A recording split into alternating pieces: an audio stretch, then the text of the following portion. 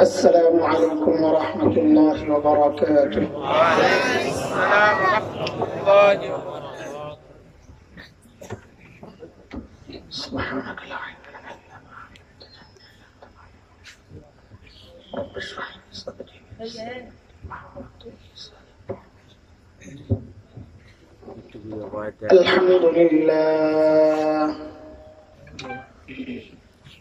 الحمد لله نحمده ونستعينه ونستغفره ونؤمن به ونتوكل عليه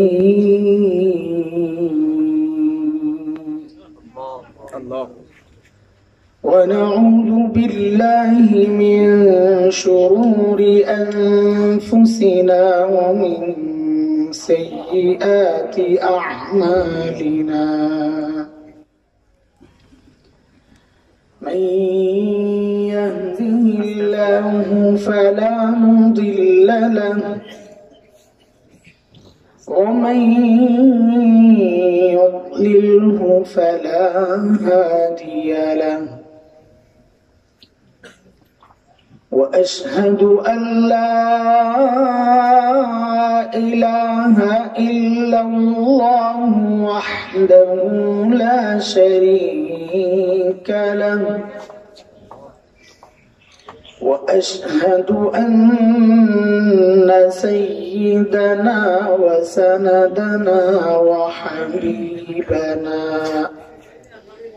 ومولانا محمدا عبده ورسوله.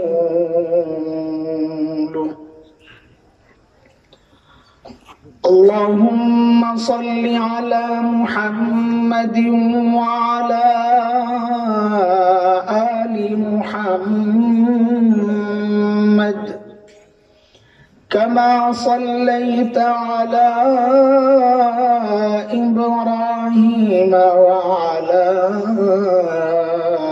آل إبراهيم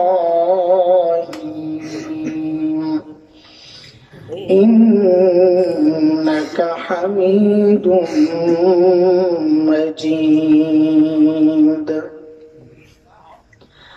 اللهم بارك على محمد وعلى آل محمد كما باركت على إبراهيم وعلى آل إبراهيم إنك حميد مجيد. أما بعد فأعوذ بالله من الشيطان الرجيم. بسم الله الرحمن الرحيم.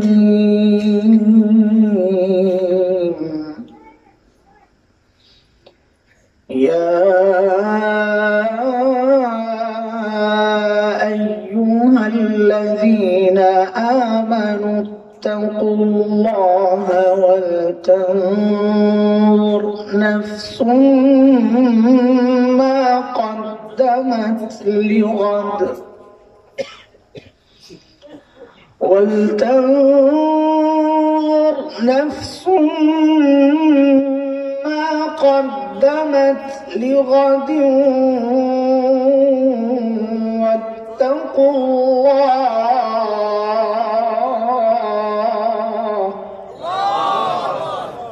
إن الله خبير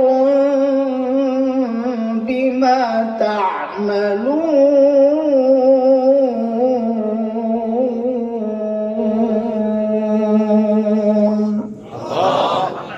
آمنت بالله صدق الله العلي العظيم.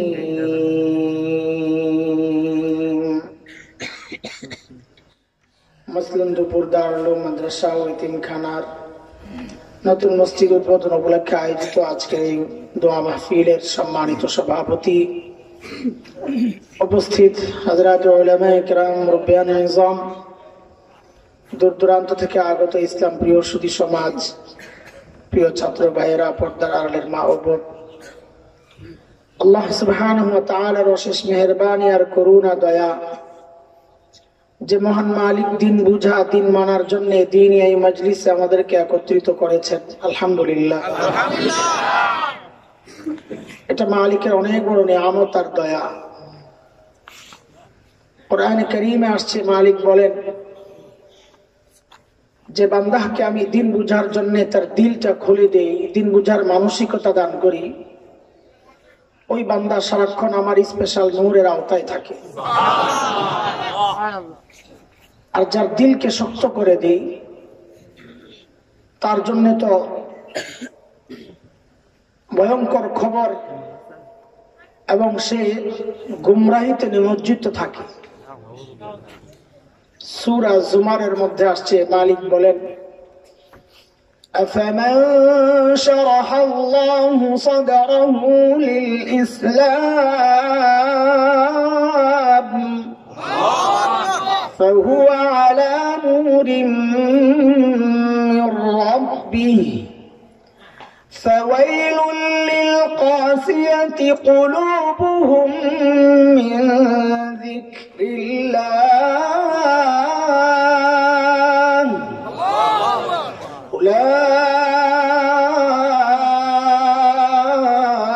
أولئك في ضلال مبين।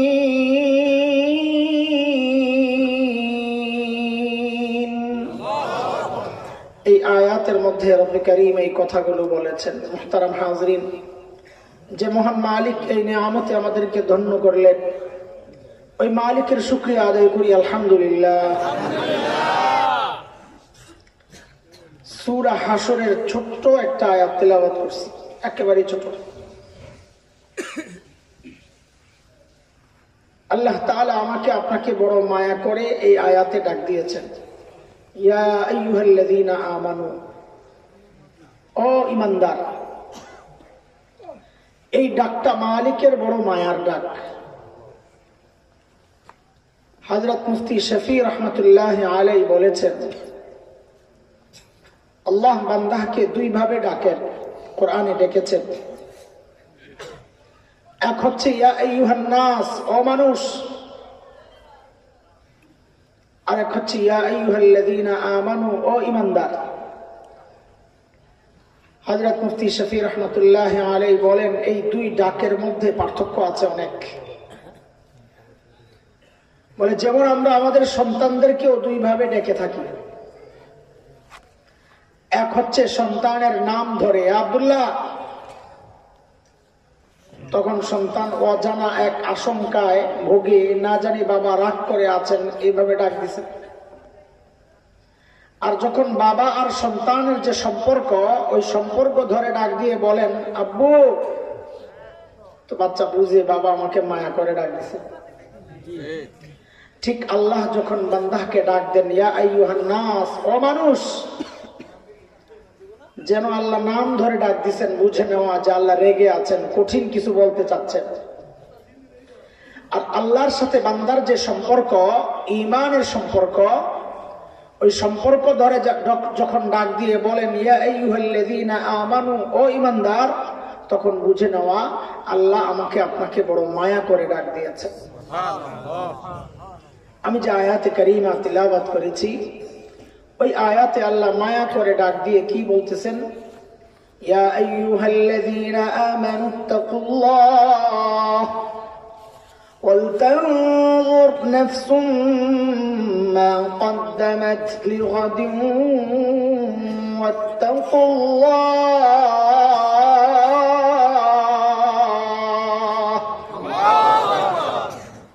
দুইটা হুকুম। ইত্তাকুল্লাহ, ও ঈমানদার, আল্লাহকে ভয় করো। এই বিষয় নিয়ে কথা বলবো না, তাকওয়ার কথা। আমার কথা হচ্ছে দ্বিতীয় বিষয়টা নিয়ে। ওয়ালতানজুর নাফসুম মা কদ্দামাত লিগাদ। আল্লাহ বলতেছেন প্রত্যেকটা মানুষের উচিত তার আখিরাত নিয়ে চিন্তা করা, আমি আমার আগামীর জন্য আখিরাতের জন্য কি কামাই করেছি। প্রত্যেকের চিন্তা করা উচিত। কে বলতেছেন? আল্লাহ। বলে আমরা তো চিন্তা করি, না করলে কি আর এই ওয়াজ মাহফিলে আসছি নাকি? আখিরাতের চিন্তায় আসছি না এখানে? না দুনিয়ার কোনো ফায়দা আছে? আখিরাতের চিন্তাই আসছে। তো দেখা যায় আমরা আখিরাতের চিন্তা তো করি, তো বলে করি যে করাটা ঠিক আছে কিনা, পারফেক্ট কিনা, যথাযথ কিনা, যতটুকু দরকার ঠিক ততটুকু কিনা, যেমনটা দরকার ঠিক তেমন কিনা, কেমনে বুঝবে?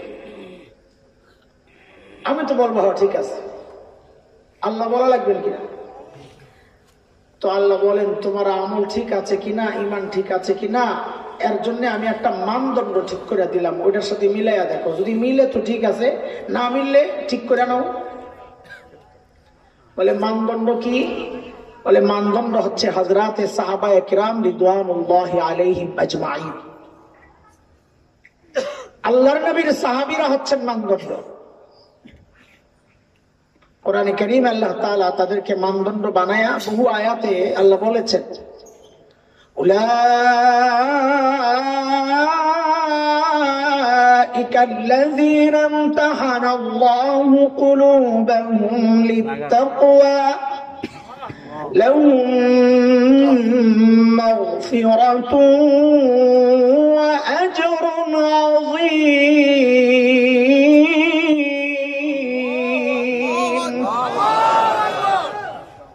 আল্লাহ বলেন সাহাবীদের তাকওয়ার পরীক্ষা আমি নিয়েছি, ওই পরীক্ষায় তারা পাস। সূরা তাওবায় আল্লাহ বলতেছেন والسابقون الأولون من المهاجرين والأنصار والذين اتبعوهم بإحسان رضي الله عنهم ورضوا عنه وأعد لهم جنات تجري تحتها الأنهار خالدين فيها أبدا ذلك الفوز العظيم।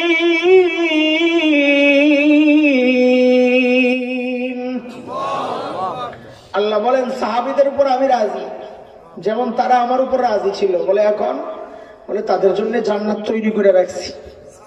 বলে আল্লাহ আমরা বলে ওয়াল্লাযীনা, এই আয়াতই আল্লাহ বলতেছেন ওয়াল্লাযীনা ইত্তাবাউহুম বিইহসান। হ্যাঁ তোমরাও সত্য তোমার ঈমানকে সাহাবীদের ঈমানের সাথে মিলাও, তোমার আমলকে সাহাবীদের আমলের সাথে মিলাও। যদি মিলে যায় বান্দা তোমার উপরেও রাজি, তোমার জন্যও জান্নাত রেডি। এই জন্য দোস্ত আমাদের জীবনকে আখিরাতের জন্য যে প্রস্তুতিটা, আখিরাতের জন্য যা করি কতটুকু করা দরকার, এটা সাহাবীদের জীবনের সাথে মিলাইলেই বুঝবো আমারটা ঠিক আছে কিনা। মৌলিক একটা কথা শুনে রাখেন, মৌলিক কথা, এটা একদম লিখে রাখার মতো কথা। দুনিয়ার জিন্দেগিতে হযরতে সাহাবায়ে কেরামের যত কাছাকাছি আমি আসতে পারবো, আমার আমলকে যত বেশি তাদের মতো বানাইতে পারবো, তো হাসরের মাঠে আখিরাতে সাহাবীদের ঠিক তত কাছাকাছি আমি থাকতে পারবো। দুনিয়ার জিন্দেগিতে যত দূরত্ব তৈরি হবে, আখিরাতে হাসরে সাহাবীদের থেকে তত দূরে আমাদের অবস্থান হবে। সাহাবীদের সাথে আমাদের জীবনের মৌলিক একটা পার্থক্য শোনেন, মৌলিক পার্থক্য। সাহাবীরাও দুনিয়ার কাজ করছেন, আখিরাতের কাজ করছেন, আমরাও আখিরাতের কাজ করি, দুনিয়ার কাজ করি। পার্থক্য কোন জায়গায়? পার্থক্য হচ্ছে সাহাবীরা আখিরাতের কাজ করছেন, ফাঁকে ফাঁকে দুনিয়ার কাজ করছেন। আমরা যারা নিজেদেরকে দিনদার মনে করি, আমরা দুনিয়ার কাজ করি, ফাঁকে ফাঁকে আখিরাতের কাজ করি। বুঝে আসছি না কথা? আমরাও খেলাধুলা করছি, কম করি নাই। বুজুর্গ হুজুর মানুষ খেলাধুলা তো কম করি নাই ছোটবেলায়, এখনকার পোলাপাইনও খেলাধুলা করে। পার্থক্য কি? যে আমরা লেখাপড়ার ফাঁকে ফাঁকে খেলাধুলা করতাম, এখনকার পোলাপাইন খেলাধুলা দুষ্টামির ফাঁকে ফাঁকে লেখাপড়া করে। ঠিক সাহাবীদের সাথে আমাদের তফাৎ এই জায়গায়। সাহাবীরা আখিরাতের কাজের ফাঁকে ফাঁকে দুনিয়ার কাজ করতেন, তাও ওই কাজের মধ্যে মাকসাদ থাকতো আখিরাত। আমরা দুনিয়ার কাজের ফাঁকে ফাঁকে আখিরাতের কাজ করি, ওই আখিরাতের কাজের মধ্যেও দুনিয়ার ধান্দা থাকে। মৌলিক পার্থক্য। এটাকে যত কমানো যায়, যত কমানো যায়, আল্লাহ বলতেছেন মিলাও মিলাও। তো চলেন সাহাবীদের হালত।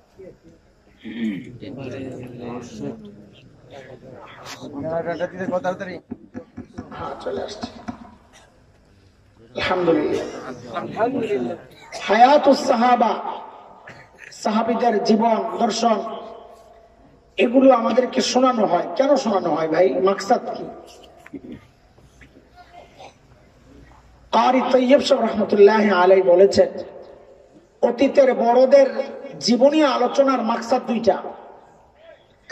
এক মাকসাদ হচ্ছে ওই ব্যক্তি সম্পর্কে আমার মহাব্বত তৈরি হবে, তার ভালো কথা ভালো দিকগুলো শুনে শুনে তো আমি তার জন্য দোয়া করব, এটা এক মাকসাদ। দ্বিতীয় মাকসাদ হচ্ছে যে তিনি কোন কারণে এত উঁচুতে উঠলেন, ওই কারণগুলো বের করা, বের করে নিজে এর উপর আমল করার চেষ্টা করা, এটা হচ্ছে মাকসাদ। সাহাবীদের জীবনী আলোচনার মাকসাদ এটাই, গল্প শোনানো মাকসাদ না। মাকসাদ হচ্ছে তাদের জীবনের সাথে নিজের জীবনকে মিলাইয়া দেখা। তফাৎ কত? যত তফাৎ তত দূরে আখিরাতে, যত কাছে তত কাছে আখিরাতে। বুঝে আসছেনি আপনাকে কথা? আমি আস্তে আস্তে আগাইতেছি, যেন বুঝে বুঝে আগান। আমাদের ধরনটাই এমন, ধীরে ধীরে ধীরে ধীরে আগাইতে আগাইতে মূল কথা লাস্টে বলবো 4-5 মিনিটের মধ্যে। মূল বয়ান 4-5 মিনিট, ওই 4-5 মিনিট মূল কথাটা বুঝাইতে বুঝাইতে 1-1.5 ঘন্টা সময় ব্যয় করতে হয়। বুঝাইয়া বুঝাইয়া বুঝাইয়া বুঝাইয়া জাগা মতো নিয়ে নে এই পোটলা ধর বাড়িতে যা। আয় মালিক। চলেন সাহাবীদের জীবনের হালত একটু দেখি। কিসের হালত? আখিরাতের প্রস্তুতির হালত। তারা কিভাবে আখিরাতের প্রস্তুতি নিছেন, আমি কিভাবে নিচ্ছি। হযরত আবু বকর সিদ্দিক রাদিয়াল্লাহু আনহু যখন খলিফা, তো ওনার দরবারে বিধবা অসহায় নারীদের লিস্ট থাকতো। কেন? স্বেচ্ছায় যদি কেউ খিদমত করতে চায়, ওই লিস্টের পাশে নিজের নামটা বসাইয়া খিদমত করতে চলে যেত। এটা অনেক সওয়াবের কাজ। নবী আলাইহিস সালাম বলেছেন, ইয়েতিম আর বিধবার দায়িত্ব যারা নেবে, জিম্মাদারি যারা নেবে, ওই ব্যক্তি আর আমি জান্নাতে পাশাপাশি থাকব।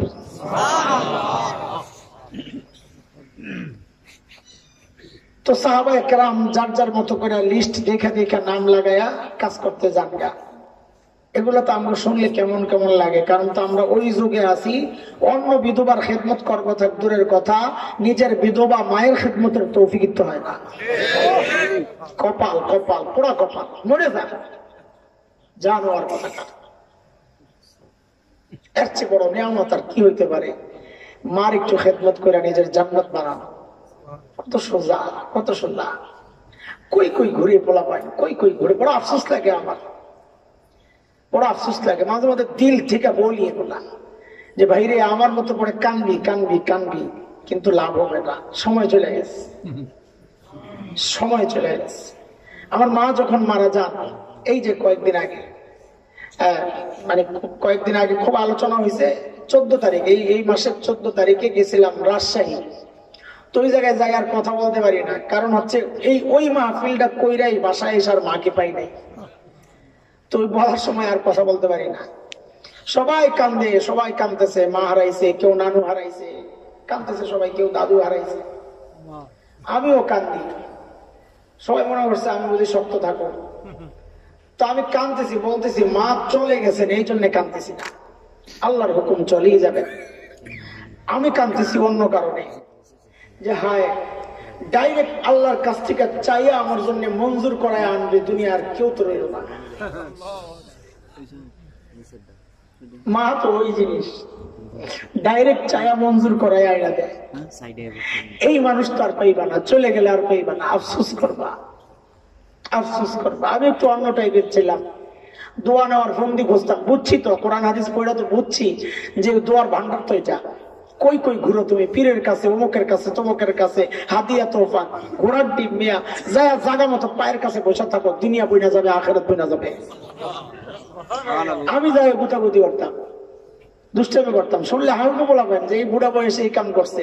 আমি যাই মান নাক টান দিতাম, কানের মধ্যে গুতা মারতাম, নাকের মধ্যে আঙুল ঢুকাই দিতাম। বাচ্চা বাচ্চা, কারণ আমি বুঝতাম যে মা সে চায় তার বাচ্চা বড় হইলেও বাচ্চা থাকুক। কোন মায়ের কাছে সন্তান বুড়া হয় না, বাচ্চাই থাকে।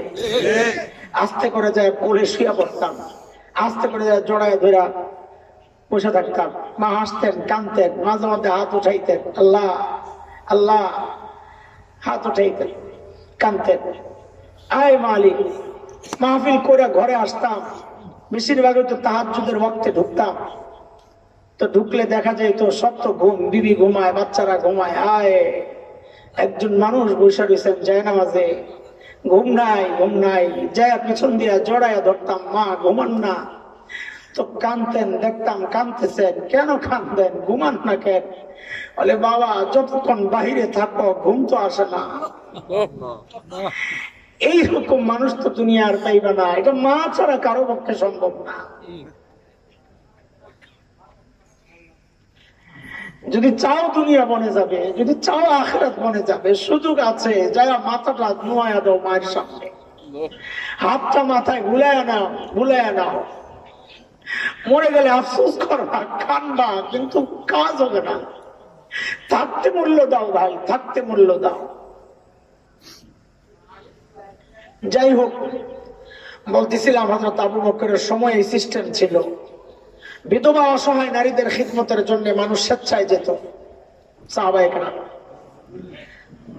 আখিরাতের প্রস্তুতি সাহাবীদের, ওইটা শোনাইতেছি। একদিন হযরত ওমর রাদিয়াল্লাহু আনহু চিন্তা করছেন আমিও কোন বুড়ির খিদমত করব। দেখেন ওমর কত বড় মানুষ, আখিরাতের চিন্তা, কামাইতে হবে। আমরা তো খালি ধান্দা খুঁজি, কোন দিক দিয়ে 2 পয়সা আসবো, খালি ধান্দা। সাহাবায়ে কেরামও ধান্দা করতেন, খালি কোন দিক দিয়ে আসবে, তবে দুনিয়ার না আখিরাতের। হযরত ওমর লিস্ট দেখে দেখেন যে সব নাম বুকড, একটা নাম খালি, যার পাশে কারো বুকিং নাই, নাম নাই, খাদেমের নাম নাই। ঠিকানা নিয়ে হযরত ওমর চলে গেছেন পরদিন ফজরের পর ওই বুড়ির বাড়িতে। কখন? কথা তো বলেন। ঘুমাইছেন? ঘুমাইছেন। জিহাদি সাহেব এতক্ষণ এত চিল্লাইলেন, এত চিৎকার করলেন, যদি এরপরও কেউ ঘুমায় তো তার কানের চিকিৎসা দরকার। আল্লাহর বান্দা, জিহাদি মানুষ তো, জিহাদি কথা না বললে তো হয় না। নামের সাথে কামের একটা মিল আছে। মাশাআল্লাহ, জজবাতি মানুষ, খুব জজবাওয়ালা। আল্লাহ জবানে আরো বরকত দেন, ইলমে আমলে বরকত দেন। আমাকে খুব মহব্বত করে, বেশি করে, বলে ফেলে খুব বেশি। মাঝে মাঝে আমার নিজেরই হাসি পায়। বরকত মানে ভিতরে ভিতরে মনে হয় যে যা বলতেছে আবার ধোকায় পড়িস না, মনে করিস না অরিজিনাল সব। এটি মহব্বত করে বলতেছে, আসলে তোর মধ্যে নাই, এটা নিজের বুঝাই তখন যে ধোকায় পড়িস না পাগল। আমরা তো একটু ফুলে কেউ একটু হাওয়া দিলে আর ফেলতে থাকি, তো নিজের বুঝাই টায়ার হইস না, টায়ার হইস না। রেলগাড়ির চাক্কা হইয়া বয়া থাকছে, পাম্প চলে না। ধোকা ধোকা কিচ্ছু নাই এর মধ্যে। এক ধোকা তো বড়, এটা খুব বলি আমি বয়ানের মধ্যে। মুফতি লাগায় অনেক জায়গায়, এরা লাগায় না, এরা জানে। মুফতি লাগায়, আল্লামা লাগায়, আল্লাহ রে আল্লাহ, কি মিথ্যা কথা। পাবলিক তো ধোকায় পড়ে যাবো, না জানি অনেক বড় হুজুর আনছে দাওয়াত দিয়া। আমি তো না মুফতি না আল্লামা, একটা পড়ি নাই আমি বলে মুফতি হয়ে গেছি। মানুষ লাগায় মজা পায়, আয়োজকরা লাগায় বেশি, কারণ এরা পাবলিককে বোঝায়। ছোট মোটো হুজুর আই নাই কইলাম, দাওয়াত দিছি, বড় হুজুর মুফতি আবার কি আল্লামা। সুবহানাল্লাহ। হযরত ওমর বুড়ির বাড়ি দরজা নক করে বলে, মা আপনার ঘরের কাজগুলো করার জন্য আমি ওমর ইবনুল খাত্তাব রেডি, আপনি দেন কি কাজ করতে হবে। ওই সময়ের মানুষের কাজ কি ছিল? একটু পানি আইনা দেওয়া, একটু ঝাড়ু দিয়া দেওয়া, একটু বর্তন গুলা ধুইয়া দেওয়া, এই কাজ। ঘরে তো সামান বেশি থাকতো না আগে, এখন যত কিছু থাকে দেখেন না, এখন তো মহিলাকে কাজের বেটি লাগে 4-5টা, একটা পাকঘরে, একটা গোসলখানায়, একটা ঘর মুছে, এক একটার এক এক কাজ। সুবহানাল্লাহ। আয় খোদা। নারী অধিকার নিয়ে আন্দোলন করে যে সমস্ত নারীবাদী মহিলারা, এক ঘরে কাজের মহিলা সবচেয়ে বেশি। ওই সময় মনে থাকে না নারীর স্বাধীনতা, কাম করা বেটি করে দিয়া, কেন তোমার জামাইরে দিয়া করাইতে পারো না? নারীবাদী কারবার বুঝছেন নি? চেষ্টা কোন জায়গায়? নারীবাদী। তো তোর ঘরে মহিলারা কাম করে কেন? নারীবাদী। তুই কাম করতে পারস না, আরো 4টা রানসুস ভাড়া করে মানুষের অধিকার নষ্ট করস, এমনি টাকা দিয়ে দে, ধোকাবাজ। হযরত ওমর যায় বলেন, মা আপনার ঘরের কাজগুলো করার জন্য আমি আসছি। ওমর ইবনুল খাত্তাব বুড়ি ভেতর থেকে জবাব দেন, বাবারে প্রতিদিন যে আল্লাহর বান্দা আমার ঘরের কাজগুলো করেন, তিনি ইতিমধ্যে ওই কাজ করে তো চলে গেছেন। কখন? কথা বলে না? ওই সময় বলতেছিলাম ঘুমিয়ে গেছে, এখান থেকে তো জাহাদি বাইরে গেলাম। ঘুমাইছেন নি? সত্যি কর, কে কে ঘুমাইছেন একটু হাত তোলেন তো, আগে দিয়ে গেল আমি।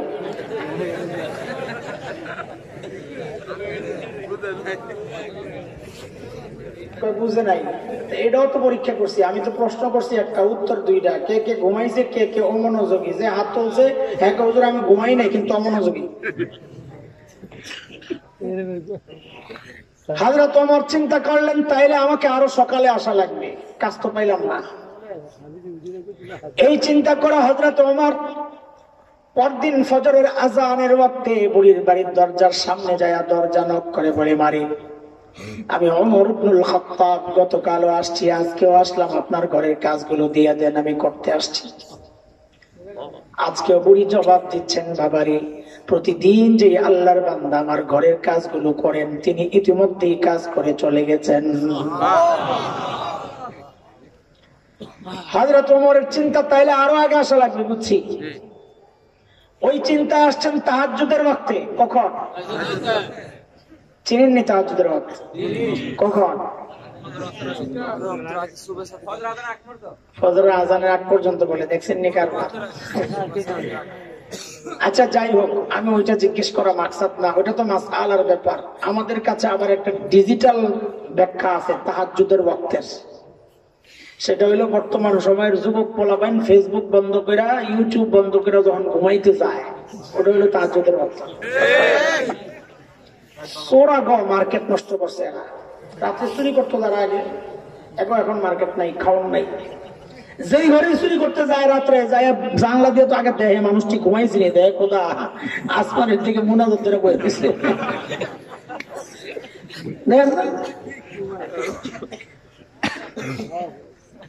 তাহাজ্জুদের ওয়াক্তে হযরত ওমর হাজির, বলে, মারে আপনার ঘরের কাজগুলো করতে আসছি, 3 দিন আসলাম, নিশ্চয় আজকে খালি হাতে যাবো না রে মা। বুড়ি ভেতর থেকে আজকে ও হযরত ওমরকে অবাক করে জবাব দিচ্ছেন, বাবারে প্রতিদিন যে আল্লাহর বান্দা এই কাজগুলো করেন, তিনি ইতিমধ্যে কাজ করে চলে গেছেন। হযরত ওমর কারবারটা দেখছো? বুড়ি বেড়া কাটা আমি চিনি না, দেখতে কেমন গায়ে, আমি তো দেখি নাই। কি করে? আয়সা দরজায় থাপ্পড় দেয়, আমি ভিতরে চলে যাই, কাম করে, যাওয়ার সময় আবার থাপ্পড় দেয়, আমি বাইর হই। হযরত ওমরকে আমার কাম লাগবে না, আগে ওই বুজুর্গ বাইর করা লাগবে, কে গভীর রাতে এসে বুড়ির বাড়ির কাম করে। ওই চিন্তায় হযরত ওমর পরদিন এশার নামাজের পর বুড়ির বাড়ির সামনে, দরজার সামনে ঝোপের আড়ালে চুপচাপ বসে আছেন। দেখবেন কে এই বুড়ির কাজ গোপনে গোপনে করে যায়। হযরত ওমর লক্ষ্য করলেন, গভীর রাত, এক আল্লাহর বান্দা চুপে চুপে পা টিপে টিপে আগাইতেছে চোরের মতো, খালি পায়ে, জুতা নাই। হযরত ওমর রেডি, আসেন কে আপনি দেখি। যেই না সামনে আসছে, সামনে দাঁড়া বলে, মানতে হয় কে? অন্ধকার। কারবারটা দেখেন, একে তো অন্ধকার, মানুষটা একা, আবার ওমরের বিকট আওয়াজ, ওমরের আওয়াজ গর্জন। 3টা একসাথে হয়েছে। এই 3টা যদি আমার সাথে হইতো একসাথে, তা আমি তো কাপড় নষ্ট করতাম যা করে আল্লাহ। কিন্তু এই জায়গায় ঘটছে উল্টাটা। হযরত ওমরের আওয়াজ ওই ব্যক্তি ভয় পাবেন থাক দূরের কথা, উল্টা হযরত ওমর নিজেই চমকায় গেছেন। যাকে দেখছেন দেখেন যে আর কেউ না, খলিফাতুল মুসলিমিন আবু বকর সিদ্দিক রাদিয়াল্লাহু আনহু। ওমর তো অবাক হয়ে গেছে। আবু বকর আপনি? পায়ের দিকে তাকায় দেখে জুতা নাই। এই জুতা নেই কেন? এটা মহব্বতের কথা, আবার মনে করেন না ঝগড়া করতেছে। ওমর আবু বকরকে বড় মহব্বত করতেন, কিন্তু একটা জায়গায় ছাড় দিতেন না, খালি লাইগা থাকতেন যে খালি কেমনি আবু বকর একটু বেশি আমল করে নবীর কাছে একটু বেশি প্রিয় হওয়া যায়, কিন্তু পারতেন না, হাইরা যাইতেন সবসময়। জুতা নাই কে? আহা, সাইয়েদনা আবু বকর কি জবাব দিছেন? এক জায়গায় পাওয়া যায় জবাব দিছেন ওমর, জুতা পায়ে দিয়ে আসার সময় চটচট আওয়াজ হয়, মানুষের ঘুম যদি ভেঙে যায়। খলিফা জনগণের নিদ্রা নিরাপত্তা, ঘুমের নিরাপত্তা, এটা দেওয়ার জন্য খলিফা জুতা খুইলা হাঁটতেছেন, আর আমাদের জানেরই তো নিরাপত্তা নাই। ইসলামী শাসন ব্যবস্থা আরেক জায়গায় আসছে, এটা আমাদের বড়রাও দেখাইছেন। এই রেয়াত জুতার কারণে আওয়াজে কারো ঘুম নষ্ট, কেউ কষ্ট পায়, এটা বড়রাও দেখাইছেন। মুফতি শফি রহমতুল্লাহ আলাইহি বলেন, দেওবন্দ মাদ্রাসার এক বড় ওস্তাদ ছিলেন আসগর আলী রহমতুল্লাহ আলাইহি। তা আমাদের বড়দের কাজ ছিল লেখাপড়া করে কোনো বুজুর্গের কাছে লম্বা সময় কাটাইতেন, আদব আখলাক শিখতেন। কারণ লেখাপড়ার চেয়ে আদব আখলাক বেশি জরুরি, নাইলে তো ইবলিস হয়ে যাবে লেখাপড়া করে। তো বলে আসগর আলী রহমতুল্লাহ আলাইহির কাছে আমি থাকি, তো আম খাইছি দস্তরখানের মধ্যে, আমের সিলকা, দস্তরখান ঠিক করো। তো মুফতি রহমতুল্লাহ বললেন, আমি কাছে গুছাইয়া দস্তরখান রেডি করতেছি। হা এমনি না, এমনি না, ধরে ধরে কাজ শিখাইছেন, এমনি না, আলাদা আলাদা ভাগ করো, কাটা কোটা এগুলারে আলাদা, দুই চারটা ভাগ করছে এগুলারে আলাদা, আমের সিলকা আলাদা। আল্লাহর বান্দারে দেখলাম আমগুলার সিলকা গুলারে হাতে নিয়ে যাওয়ার সময় পুরো মহল্লায় ছিটায় ছিটায় যায়, এক জায়গায় একটা ফালাইছে, দূরে আরেক জায়গায় একটা ফালাইছে। হযরত এই কামটা কেন করলেন জানার জন্য। তো বলে, ভাইরে আমগুলার সিলকা গুলো এক জায়গায় ফালাইলে কেউ যদি দেখে ভাববে লোকটা কতগুলো আম খাইছে, আরে আমার কপালে তো আম খাওয়ার তৌফিক হইল না, সে কষ্ট পাইল। হাঁটে হাঁটে মুফতি শফি রহমতুল্লাহ আলাইহি বলেন, হাঁটতেছে, রাত্রে হাঁটতেছে, হঠাৎ একটা বাড়ির সামনে যায় জুতাটি খুলছে, খুলে হাতে নিয়ে চলে যাইতেছে, সামনে যায় জুতাটা আবার করছে। বলে, হুজুর বুঝলাম না কিছু, এই জায়গায় জুতা খুলে হাঁটলেন কোনো বরকতের জায়গা কিনা? না না, এই জায়গায় একটা পতিতার ঘর আছে। পতিতা তো বুঝেন, দেহ ব্যবসায়ী, তার ঘর আছে, অমুসলিম। তখন তো ব্রিটিশ আমলে সবাই একসাথে থাকতো। অমুসলিম পতিতার ঘর, এক সময় তার রূপ যৌবন ছিল, মানুষ গ্রাহক আসতো তার কাছে, পয়সা কামাইতো। এখন তার বয়স হয়েছে, গ্রাহক আসে না। আমি জুতা পরে যাব, চটচট পুরুষের জুতার আওয়াজ আসবে, মহিলাটা আশাবাদী হবে, না জানি আমার কোন গ্রাহক আসছে। যখন আমি চলে যাব সে কষ্ট পাবে, আশাহত হবে যে হায় আমার তো কোনো গ্রাহক আসলো না। এই কষ্টটা যেন পতিতায় না পায়, ওই জন্য জুতাটা খুলে তারপর আমি যাই। চিন্তা করছে? আছে প্রতিবেশীর ব্যাপারে এরকম কোন চিন্তা আমাদের? কষ্ট পাইলো না, আরাম পাইলো না, কি হইলো, ওগুলো কোনো দেখার বিষয় না, বাস চলছে যার যার মতো। এটা দিন না, এটা দিন না। এই এক জবাব হযরত ওমর দিলেন। আরেক জায়গায় পাওয়া যায় জবাব দিয়েছেন ওমর, জুতা পরলে চটচট আওয়াজ হয়, লোকে জেনে যায় কেউ একজন আসছে বুড়ির কাজ করার জন্য। ওমর, আমি তো মানুষকে জানাইতে চাই না, আমি যে মালিককে জানাইতে চাই, শুধু ওই মালিক জানুক, আর যেন কেউ না জানে। অথচ আমরা আমল করি, কেউ না দেখলে শান্তি লাগে না, কেউ না দেখা পর্যন্ত কলিজা ঠান্ডা হয় না। আমি যে বুজুর্গ, এটা তো আগে মানুষটার পাওয়া লাগবে, আল্লাহটার পাওয়ার আগে। আমলের হালত, এই আমল দিয়ে আবার জান্নাত আশা করে। এইবার হযরত ওমর বলেন, আচ্ছা বুঝলাম সুফি সাহেব, বলেন কাজ করতে আপনি আসছেন কেন, বিষয় কি? সারাদিন প্রশাসনিক কাজে ব্যস্ত থাকেন, এই কাজগুলো আমাদেরকে দিলে হয় না? আমরা পারি না? আপনাকে আসতে হয়। হযরত ওমর কি জবাব দিলেন, ওই জবাবটাই হচ্ছে বয়ানের মূল কথা, মূল পয়েন্ট। অল্প কথা বলেছি আমি, আমার বয়ান হলো 5-7 মিনিটের, কিন্তু ওটা বুঝাইতে বুঝাইতে লাগে 1.5 ঘন্টা 2 ঘন্টা। এই জবাবটাই কথা। কি জবাব দিলেন আবু বকর? জবাবটা এখন বলবো না, পরে বলবো। কেন? বলে জবাবের ওজন বুঝতে হইলে আগে আবু বকরের ওজন বুঝা লাগবে, তিনি কত বড় মানুষ। কেন? কারণ কথার ওজন উঠানামা করে ব্যক্তির ওজনের উপর। যেমন ধরেন আপনি বারুদি বাজার হাঁটতেছেন, একটা ভিক্ষুক আইসা আপনাকে বলতেছে কালকে দেখা করে খুশি করে দিন। তারপর মনে মনে হাসতেছেন, নিজে খাইতে পারে না আবার আমারে খুশি করবে। দেখা হয়েছে আমাদের বাবু আবুল কাসেম বাবু ভাইয়ের সাথে, বলে এই ভাতিজা কালকে দেখা করিস, একটু খুশি করে দেবো তোরে। এখনো কি মনে মনে হাসবেন না আশাবাদী হবেন? কারণ কিছু পাওয়ার আশা আছে। কথা কিন্তু একটাই, ব্যক্তির ওজন বেড়ে গেছে, কথারও ওজন বেড়ে গেছে। একই কথা যদি বাবু ভাই না বইলা এমপি সাহেব বলেন কালকে দেখা করিস খুশি করে দিব, আশাবাদটা আগের মতন আর একটু বাড়ছে। কথা কিন্তু একটাই, ব্যক্তির ওজন বাড়ছে, কথারও ওজন বাড়ছে। একই বক্তব্য যদি মাননীয় প্রধানমন্ত্রী দেন আরো বাড়বে না কমবে? আপনাদের অবস্থা কি হবে জানি না, আমি তো সারা রাত ঘুমাবো না, আল্লাহ জানে কোন হাড্ডি আইতেছে আমার জন্য। এটা মারিফতি কথা, বুঝবেন না? ব্যক্তির ওজনের উপর কথার ওজন ওঠানামা করে। হযরত আবু বকর কি জবাব দিলেন, ওই জবাবটার ওজন কত এটা বুঝতে হলে আগে আবু বকরের ওজন বুঝা লাগবে। আবু বকর কত বড় মানুষ, নাইলে ওই কথার দাম আপনার কাছে আসবে না, দাম থাকবে না। একদিন আম্মা জানা আয়েশা রাদিয়াল্লাহু আনহা মদিনার স্বচ্ছ পরিষ্কার আকাশের দিকে তাকায় তাকায় দেখেন লক্ষ লক্ষ নক্ষত্র দেখা যায়।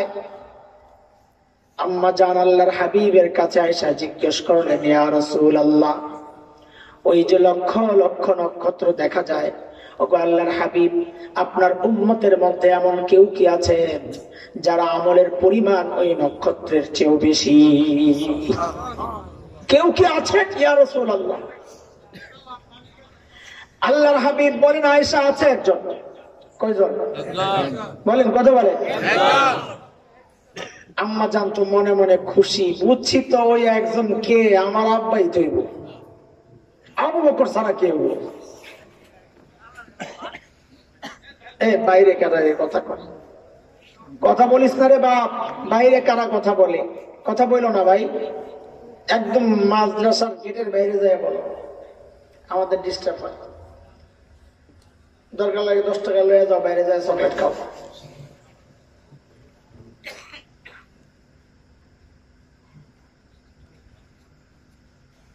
তো আল্লাহর হাবিব বলেন, আয়েশা আছে একজন। কয়জন? আম্মা জান তো মনে মনে খুশি, জানি তো একজন কে, একজন যদি হয় তাহলে আমার বাবাই হইব। বলে, জানলে আবার জিজ্ঞেস করছো কেন? ওটা দুনিয়ার সব মেয়েদের স্বভাব, সব মেয়েরাই চায় স্বামীর মুখ দিয়ে একটু বাবার বাড়ির প্রশংসা শুনতে। একদিন খালি বদনাম করে দেখেন, 1 সপ্তাহ তরকারি মজা হবে না। ঠিক নি কথা? বলা মানে ঠিক করে কাটে কি বুঝো?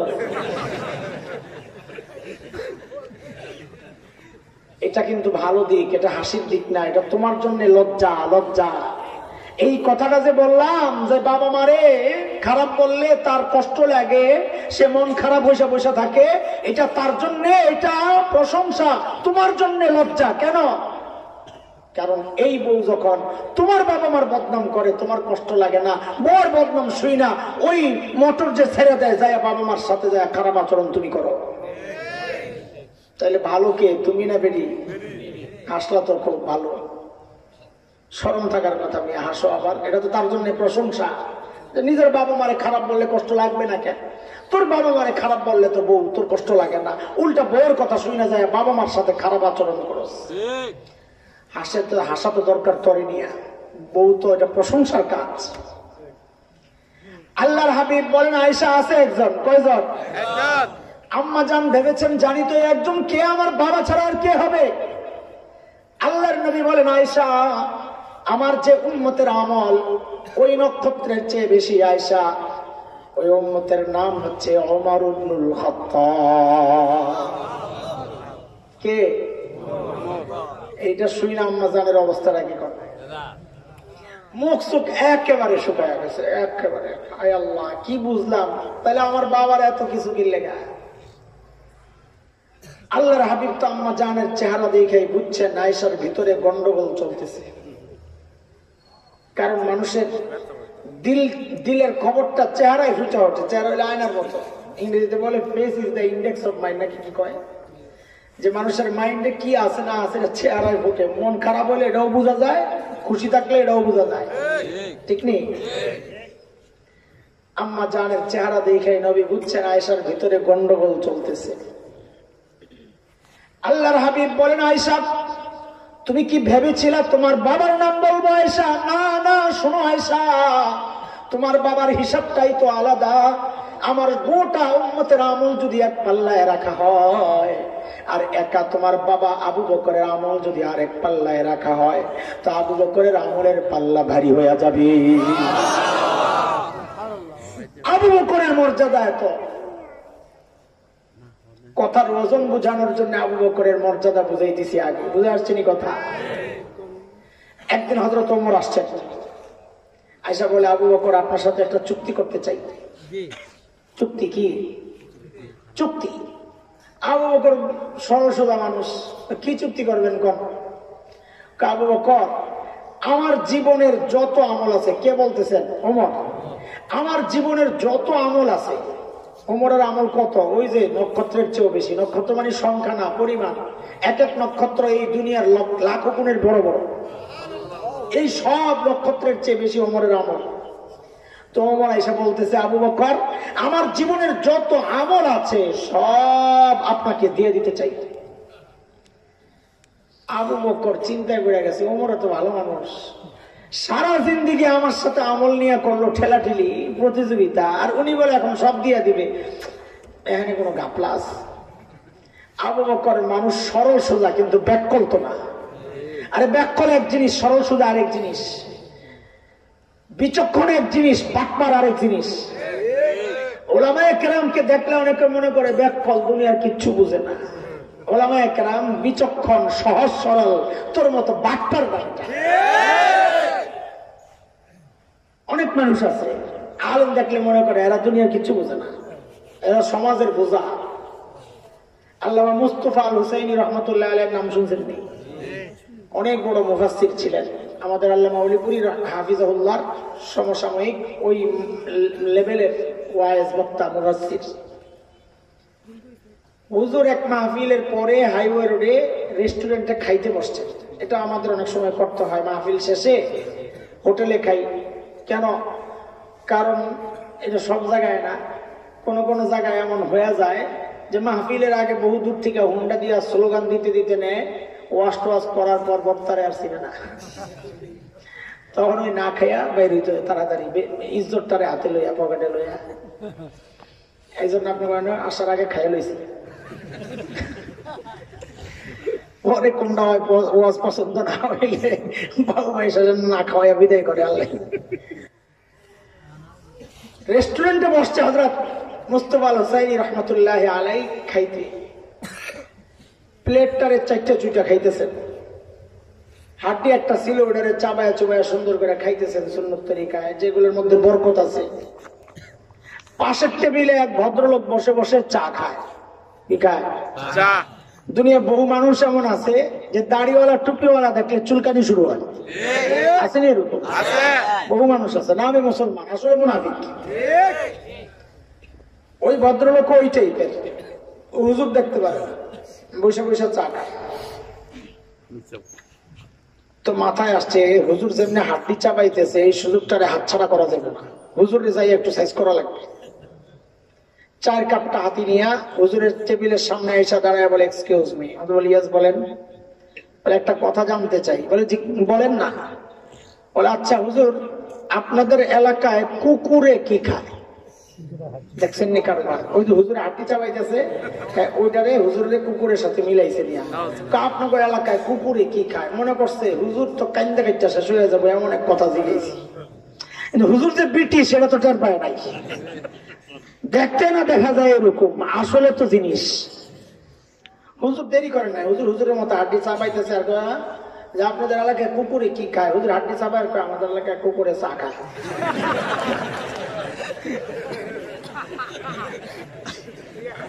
এমন কার কান্দা কে কান্দে? হুজুরের বেকল মনে করছিল না। হুজুররা সরল হয়, বাটপার হয় না, কিন্তু বোকা না, বেকল না। মনে রেখেন কথা, আলেমদের বেকল মনে করলে এরকম মাঝে মাঝে ধরা খাওয়া লাগবে, মনে রেখো। ঠিকও বলে না, কারণ পাবলিক বেশি তো। এই জায়গায় ঠিক বলতো তোমাকে অলসতা, কারণ হুজুর কম। কাসেম নানতুবি রহমতুল্লাহি আলাইহির নাম শুনছেন? দারুল দেওবন্দ মাদ্রাসার প্রতিষ্ঠাতাদের একজন,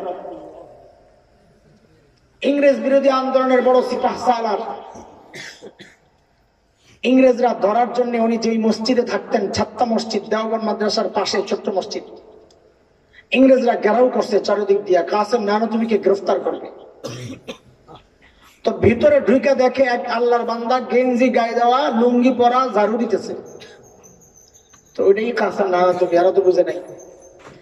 এরা মনে করছে কাসেম নানতুবি এত বড় বিপ্লবী, অন্তত পেটটা তো দেমবাগি হুজুরের মতো হওয়ার কথা।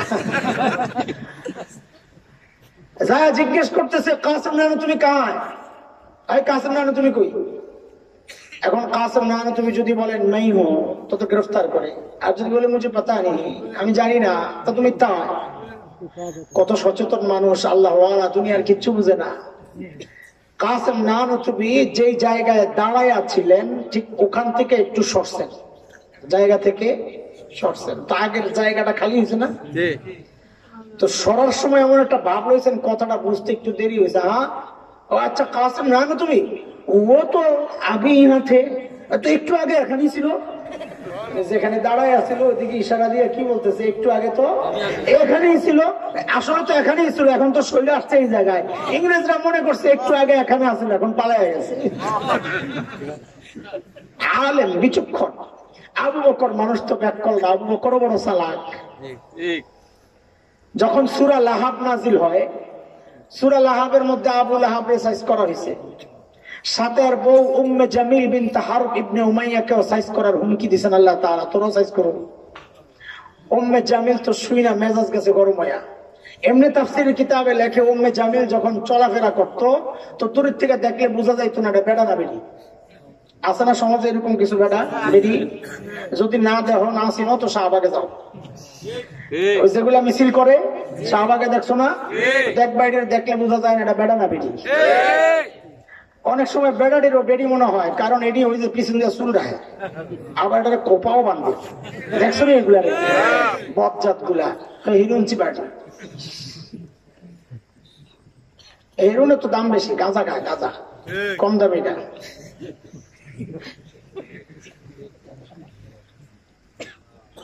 আবু বকর সিদ্দিক রাদিয়াল্লাহু আনহু আর নবী আলাইহিস সালাম মসজিদে হারামের মধ্যে বসা। উম্মে জামিল যখন শুনছে আমার বিরুদ্ধে কথা বলছে, পাথর একটা লইছে, লইয়া মসজিদে হারামের দিকে রওনা দিছে, নবীরে সাইজ করবে। দূর থেকে আবু বকর দেখছেন যে উম্মে জামিল আসতেছে পাথর নিয়ে, ভাবসাব বেশি ভালো না, মতিগতি ভালো না। নবীকে আস্তে আস্তে যা বলতেছেন, ইয়া রাসূলুল্লাহ, উম্মে জামিল আসতেছে, হাতে পাথর, ভাবসাব বেশি ভালো মনে হচ্ছে না। আল্লাহর নবী বলেন, আবু বকর আসতে দেন, উম্মে জামিল আমাকে দেখবে না। কেন? কারণ নবী আলাইহিস সালাম কোরআন শরীফ তিলাওয়াত করতেছিলেন, আর আল্লাহ তো নবীকে জানায়া দিবেন, সূরা বনী ইসরাঈলে আসছে, ফাইযা ক্বরাতাল কুরআন জাআলনা বাইনাকা ওয়া বাইনাল্লাযীনা লা ইউমিনুনা বিল আখিরাতি হিজাবান মাসতুরা। নবী আপনি যখন তিলাওয়াত করবেন তো আপনার মাঝে আর বেঈমানদের মাঝে আমি নিরাপত্তা পর্দা ঢেলে দিব, তারা আপনাকে দেখতে পাইবে না। উম্মে জামিল তো হাতে পাথর নিয়ে খালি খোঁজে, আবু বকর তো ভাবসাব দেখে বুঝছে নবীর কথাই ঠিক আছে, বুঝে পায় না। আইসাই বলে, আবু বকর তোমার বন্ধু কই? তা আবু বকর কয়, চালাক মানুষ, এখন যদি কয় আমি জানি না তো মিথ্যা কথা হয়। আবু বকর আস্তে করে মেরাই দিছে, কয় খুঁজে দেখো। কি কয়? খুঁজে দেখো। কয় শুনলাম তোমার বন্ধু বলে আমারে মন্দ বলছে। আবু বকর কয়, আল্লাহর কসম আমার বন্ধু জিন্দেগিতে কাউরে মন্দ বলে নেই। এখন মুফাসসিররা লেখেন, আরে নবী তো তাব্বাত ইয়াদা শোনাইছে, এর মধ্যে তো এর বউর কথাও আছে, তো নবী শোনায় নাই মানে কি এটা? তো আবু বকরের উদ্দেশ্য বলে আবু বকর বড় চালাক। আবু বকর চালাকি করছেন এখানে চতুরতার সাথে, চতুরতা না বিচক্ষণতার সাথে আবু বকর বলছেন আল্লাহর কসম আমার বন্ধু বলে নাই, কারণ সূরা লাহব তার বন্ধুর কথা না, এটা তো আল্লাহর কথা। হিজরতের সময় নবী আর আবু বকর পালাইতেছেন। সুর গুহায় 3 দিন অবস্থানের কারণে খবরটা বহুদূর পর্যন্ত ছড়ায় গেছে। দইরা দিলেই 100 কত মানুষ তো পাগল হয়ে চারদিকে ছড়ায় গেছে, ধরে দে বহুদূর পর্যন্ত। যারা চিনে না তারাও খুঁজতেছে। এমন এক কাফেলার সামনে নবী আর আবু বকর আর একজন পথ প্রদর্শক গাইড ধরা পড়ছে, কিন্তু তারা চিনে না, নবী আবু বকরের চিনে না। কিন্তু নবীকে যেভাবে আগলায়া রাখতেছে একটু সন্দেহ লাগছে। আবু বকরকে জিজ্ঞেস করছে, এই মান হাযার রাজুল মাক, তোমার সাথে এই লোককে? এখন আবু বকর যদি বলে আমি জানি না, লা আদরি, তো মিথ্যা হয়, আবু বকরের সিদ্দিক কাটা যায়। আর যদি বলেন হাযার রাসূলুল্লাহ, তিনি আল্লাহর রাসূল, তাহলে নবী ধরা পড়েন। আবু বকর বড় বিচক্ষণ, বুঝাইতেছি যে আবু বকর ব্যাককল না।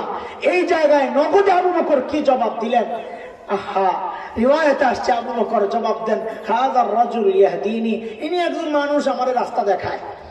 তো পাবলিক মনে করছে পাহাড়ি রাস্তা তো চিনে না, এই লোক দেখায়, কিন্তু আবু বকর তো নিয়ত করছেন ইয়াহদিনি ইলাল জান্নাহ, তিনি আমাদের জান্নাতের রাস্তা দেখায়। বিচক্ষণতা এটা, ব্যাককল না আবু বকর। হযরত ওমর যখন বললেন আবু বকর আমার সারা জিন্দেগির আমল আমি আপনাকে দিতে চাই, আবু বকর টেনশনে পড়ে গেছেন। ওমর নিশ্চয়ই কোনো ঘাপলা আছে। আস্তে করে আবু বকর বলেন, ওমর সারা জিন্দেগির আমল তো দিবেন, কিন্তু একটু ছোট্ট করে বলেন তো আমার কি দেওয়া লাগবে, আমি কি দিত? ওমর বলেন, আবু বকর আপনি পেরেশান হবেন না, বেশি কিছু জানো না। বলে কমটাই বলেন নাকি? বলে আবু বকর হিজরতের সময় নবীর সাথে ওই সুর গুহায় যে 3 রাত কাটাইছেন, আবু বকর ওই 3 রাত আমাকে দিয়ে দেন না, আমি আমার সারা জিন্দেগির আমল আপনাকে দিয়ে দিব। বুঝার জিনিস, মনোযোগ আছে আপনাদের? এই সূক্ষ্ম কথা মনোযোগ ছাড়া বোঝা যাবে না। ওমর কি বুঝলেন গোমর, যে ওই 3 দিন নিজের জীবনের সব আমলের চেয়ে 3 দিনের দাম বেশি। কি এমন পাইছেন এখানে? কি পাইছেন? হালুয়া? হ্যাঁ, এটা বুঝতে হইলে গুহার ভিতরে একটু ঢুকা লাগবে। ঢুকবেন তো ইনশাআল্লাহ? সুর গুহা নাম শুনছেন না?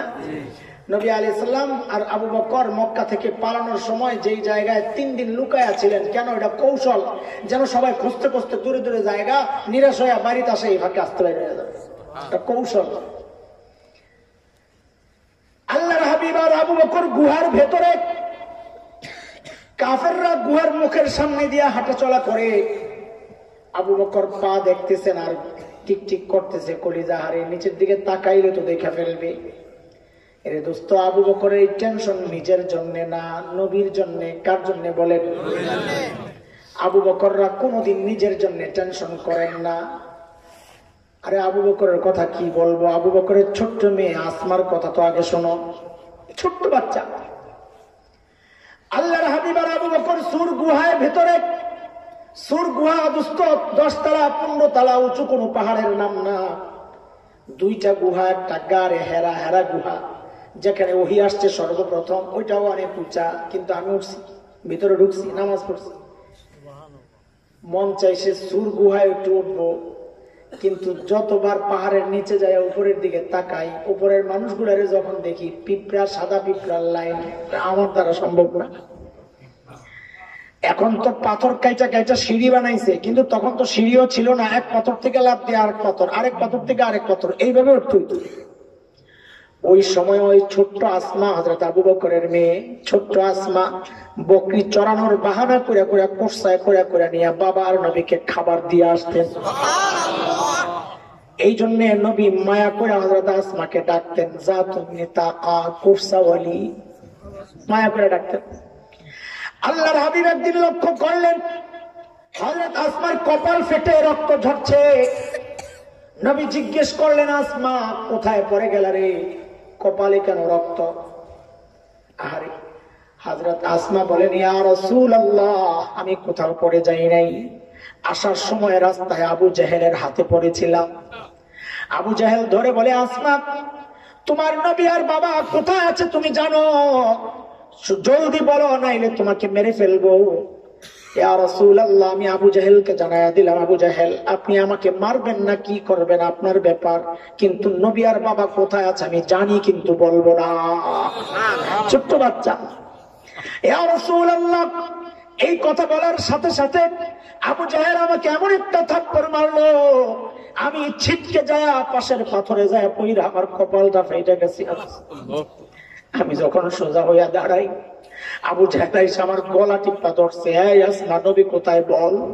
ইয়া রাসূলুল্লাহ, আমি আবু জেহেলকে জানায়া দিছি, আবু জেহেল আমি আমাকে আপনার হাওয়ালা করে দিলাম, আপনি আমাকে মেরে ফেলেন, কিন্তু জেনে রাখেন আমি নিজেকে আপনার হাওয়ালা করতে পারলেও আমি কোনোদিন আমার নবীকে আপনার হাওয়ালা করব না। ছোট্ট বাচ্চাও নিজের কোনো টেনশন নাই, কার টেনশন? আরে তারা তো নবীর দেখা মহব্বত করছেন। 1400 বছর পরের এই যুবক গুলা নবীর না দেখে যে মহব্বত করে, তো বোঝা যায় এই মহব্বত এত এত এত শক্তিশালী মহব্বত। কত শক্তিশালী! এই যে কদিন আগে হেফাজতের মিটিং এ মিছিলে ফ্রান্স দূতাবাস ঘেরাওতে আমি বড় অবাক হয়েছি। ট্রাকে তো আমরা তো দেখতেছিলাম বহু যুবক, এক সময় আমার মাথায় ঘুরতে এগুলা, আমি নিজের শুধরাইছি। বহু যুবক সুন্নতের ড্রেস নাই, দাড়ি নাই, কিচ্ছু নাই, মিছিল করতেছিলাম। আমি দাও না আশিক রাসূলের কি অবস্থা, সুন্নত মানে না, হ্যাঁ আশিক রাসূল, আমি এটা চিন্তা করছি। কিন্তু ওই দিন আমার মাথায় এটা আসছে যে এইটা আমার ঠিক হয় না বলাটা। কেন? এই অধিকার তার আছে। কেন? বহু বাচ্চা আছে মা বাবার নাফরমান, অবাধ্য আছে না সমাজে? বহু বাচ্চা আছে বাবা মার কথা শুনে না, কিন্তু ওই বাচ্চাটার সামনে তার বাবার একটা গালি দিয়া দেখেন তো, তার মার একটা গালি দিয়া দেখেন তো, ছেড়ে দিবে? আমি বাবা মার কথা শুনি না, তাই বলে আমার বাবারে তুই গালি দিবি, আমি বরদাস্ত করবো না।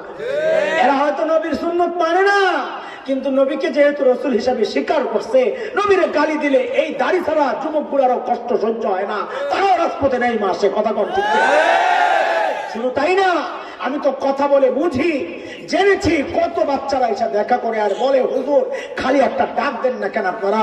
আমি তো ডাক দেওয়ার দায়িত্ব তো আমার না। বলে ডাক দিয়ে শুনেন, আল্লাহ নবীর ইজ্জত রক্ষায় হুজুর যদি এই কল্যাণটা দিতে পারতাম আমার কলিজা ঠান্ডা হইতো। এইরকম যুবকের অভাব নাই, লাখো যুবক প্রস্তুত আছে নবীর ইজ্জত রক্ষায়, নবীর সম্মান রক্ষায়, দ্বীন আর শরীয়ত রক্ষায় কল্লা দিতে প্রস্তুত, কল্লা দিতে প্রস্তুত। কথা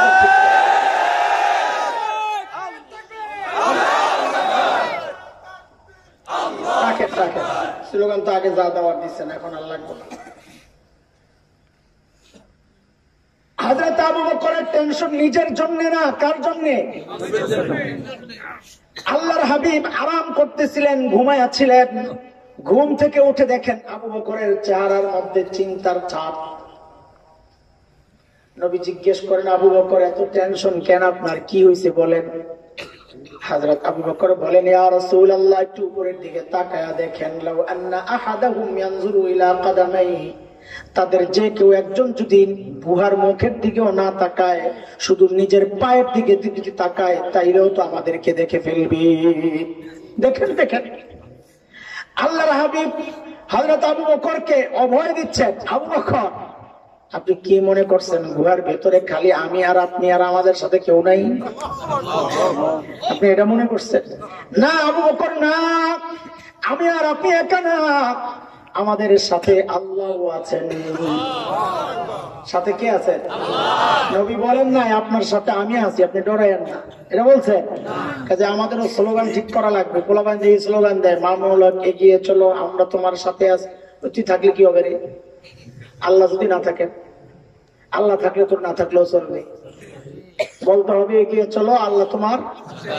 কত উল্টাপাল্টা স্লোগান দেয় বলা হয় আবেগের ঠেলায়, জিহাদ জিহাদ জিহাদ চাই, জিহাদ করে কথা কয় না, বাঁচতে চাই। তুই বাঁচতে চাইলে জিহাদে যাবি কি জন্যে? আবার কাফনের কাপড় পরে, কাফনের কাপড় পরে গেছে মিছিলে, মিছিল করে কি জিহাদ জিহাদ জিহাদ চাই, জিহাদ করে বাঁচতে চাই। বাঁচতে চাইলে তুই কাফনের কাপড় পরছিস কি জন্য? মুসলমান জিহাদে যাবে বাঁচার জন্য না মরার জন্য, কথা কয়। ইচ্ছা যদি আসে গাজী হিসাবে সেটা আল্লাহর ইচ্ছা, কিন্তু আমরা বাঁচার জন্য, পালানোর রাস্তার জন্য আমরা জিহাদে যাব না। যেদিন যাব নিজেকে শেষ করার জন্যই যাব। তবে শেষ করার আগে কমপক্ষে 10টা, খালি যাই মরে গেলে মরার আগে কমপক্ষে ইনশাআল্লাহ ইনশাআল্লাহ মনে রেখো। আম করে তুই আবার এক কাম করে ফালায় রাস্তায় দূর মেরো না। আয় আল্লাহ, এই যে নবী বললেন আবু বকরকে, আবু বকর আপনি ঘাবড়ায়েন না, আল্লাহ আমাদের সাথে আছে। এটা আল্লাহর এত পছন্দ হয়েছে, আল্লাহ তাআলা কোরআন আল কারীমের সূরা তাওবার একটা আয়াতের টুকরা বানায় নাযিল করে দিয়েছেন। ইয হুমা ফিল গার ইয ইয়াকুলু লিসাহিবিহি লা তাহজান ইন্নাল্লাহা মা'না। দুইজন যখন গুহা, একজন যখন তার সঙ্গী, নবী যখন আবু বকরকে বললেন আবু বকর লা তাহজান, পেরেশান হয়ে না, ইন্নাল্লাহা মা'ানা, আল্লাহ আমাদের, বলেন না আল্লাহ আমাদের সাথে আছে, আবার বলেন আল্লাহ আমাদের সাথে আছে। ওমর কয় সারছে কাম, আমি সারা জিন্দেগি আমল করে কই ঢুকলাম কই গেলাম। আবু বকর 3 দিন থাইকে তো কাম বাগায় ফেলছে, বহু দূর গেছে। কেমনে এটা বুঝার জিনিস, আলেমরা খুব সহজে বুঝবেন, আপনাদের বুঝতে একটু সময় লাগতে পারে, আমি সহজভাবে বলার চেষ্টা করবেন ইনশাআল্লাহ। হযরত ওমর চিন্তা করছেন সারা জিন্দেগি আমল কইরা আমার লেভেলটা আমি কোন পর্যন্ত উঠাইছি, নবী আমারে কি স্বীকৃতি দিয়েছেন, নবীর মূল্যায়ন কি আমার ব্যাপারে। তো হাদিস নবী বলেছেন লাউ কানা বাদি নবিয়্যুন লাকানা উমারা, আমার পরে যদি কেউ নবী হতো তো কে হতো? ওমর। বলেন তো আবার, আমার পরে যদি কেউ নবী হতো তো ওমর চিন্তা করছেন নবীর সাথে আমার সম্পর্কের লেভেলটা কি হইলো। নবী বলতেছেন আমি আগে আর ওমর, আমি আগে আর ওমর। আলেমরা বলেন এক শব্দে যে নবীর সাথে ওমরের সম্পর্ক বাদিয়াতের, আগে আর পরের সম্পর্ক। এটা হলো আমার সারা জিন্দেগির আমলের মূল্যায়ন। আবু বকর 3 রাত থাইকায় আবু বকরের মূল্যায়ন কি? নবী বলেন আবু বকর ইন্নাল্লাহা মা'ানা, আপনার সাথে আমার সম্পর্কটা ওমরের মতো আগে আর পরে না, বাদিয়াতের না, মা'ানা মাইয়াতের, মানে পাশাপাশি পাশাপাশি। অর্থ কি দাঁড়াইলো? যে আমার পরে যদি কেউ নবী হতো তো ওমর হতো, আর আমার পাশাপাশি সাথে সাথে যদি কেউ নবী হইতো তো আবু বকর হইতো। ওমর বুঝছেন, এই ওমর বুঝা কয় আবু বকর আমার সারা জিন্দেগির আমল দিয়ে দেবো, তোমার 3 দিন দাও। কারণ সারা জিন্দেগির আমল দিয়া আমার লেভেল হচ্ছে বাদিয়তের লেভেল, আগে আর পরে। আর 3 দিন তুমি কারবার বাগাইছো, এখন তোমার সম্পর্ক মাইয়তের পাশাপাশি, আমার সারা জিন্দেগি লাগবে না, 3 দিন দাও। এই খবরও আবু বকরের তো নাই, কথা কয় না। এটা ওমর বুঝছে, আবু বকর বুঝেন নাই। আরে কথা বলে না, এতক্ষণ না বুঝাই আসলাম, আবু বকর ব্যাক করল না, ভুলে গেছে। হযরত আবু বকর কি জবাব দিছে, ওরা আজীব জবাব, করে যাচ্ছে।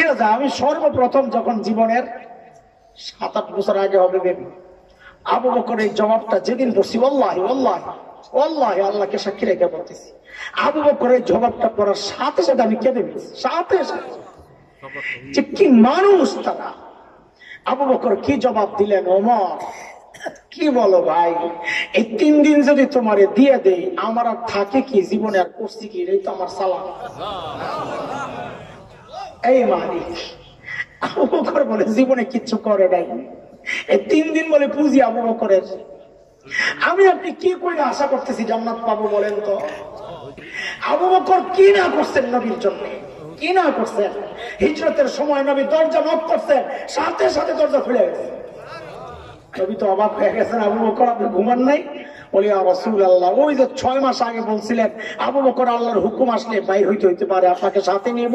ইয়া রাসূলুল্লাহ, ওই দিন পর থেকে আর কোনোদিন এই পিঠকে বিছানার সাথে লাগাই নাই, দরজারে বালিশ বানায় দাঁড়ায় ঘুমাইছি। কেন? কখন আপনি আইসা নক করবেন, আস্তে আস্তে যদি দেরি হয়, আপনার যদি কোনো বিপদ আসে, এই জন্য আমি দরজারে ছাড়ি নাই রাত্রে। ওই আবু বকর জীবনের কিচ্ছু রাখে নাই, ধনী মানুষ ছিলেন, নবীর জন্য খরচ করতে করতে করতে করতে নিঃস্ব হয়ে গেছেন, কিচ্ছু নাই। মসজিদে নববীতে বসে বসে কাঁদতেছেন আর দোয়া করতেছেন, কাঁদতেছেন, দোয়া করতেছেন। সাহাবায়ে কেরাম বলে, দেখি তো আবু বকর কি দোয়া করে। কাছে আইসা শুনতেছে আবু বকর কাঁদতেছে আর দোয়া করতেছে, আল্লাহ আপনার নবী আমার কাছে চান, আমি দেই, সমস্যা নাই, কিন্তু আমার লজ্জা লাগে, খারাপ লাগে। কেন? দেওয়ার সময় নবীর হাতটা নিচে চলে যায়, আমারটা উপরে যায়, আমার সহ্য হয় না। আল্লাহ আপনি আপনার নবীর দিলের মধ্যে এটা বসায়া দেন না যে নবী আবু বকরের মাল খরচ করার সময় আপনি চাইেন না আবু বকর লজ্জা পায়, আপনি নিজের মনে করেন আবু বকরের মালকে নিজের মনে কইরা যখন মনে চায়, যতটুকু মনে চায় আপনি খরচ করতে থাকেন, আবু বকরের কাছে চাইেন না, আবু বকর লজ্জা পায়, কান্দে আর এই দোয়া করে আবু বকর। মহব্বত আর সম্মানের লেভেলটা কই গেলে এই চিন্তা আসতে পারে। আবু বকরের মর্যাদা শোনাইতেছি ওই জবাবটা শোনানোর জন্য, মনে আসেনি কথা? বুড়ির বাড়ির সামনের থেকে আনছি, কিন্তু আবার হারাইয়া যায় না। চলেন আর একটা মর্যাদার কথা শোনাই, ফিনিশিং এর দিকে যাইতে হবে। আমি তো খুব খাতির জমায় কথা শুরু করছি, টাইম তো বেশি খায়া ফেললাম, মাফ করে দিয়ে। কষ্ট দিয়েছেন আপনি মুরব্বীরা? দেখেন দেখেন, বদুয়া দিয়েন না, বদুয়া দিলেও লাভ নেই, আগে মুসার দাওয়াত দিয়ে দিছে।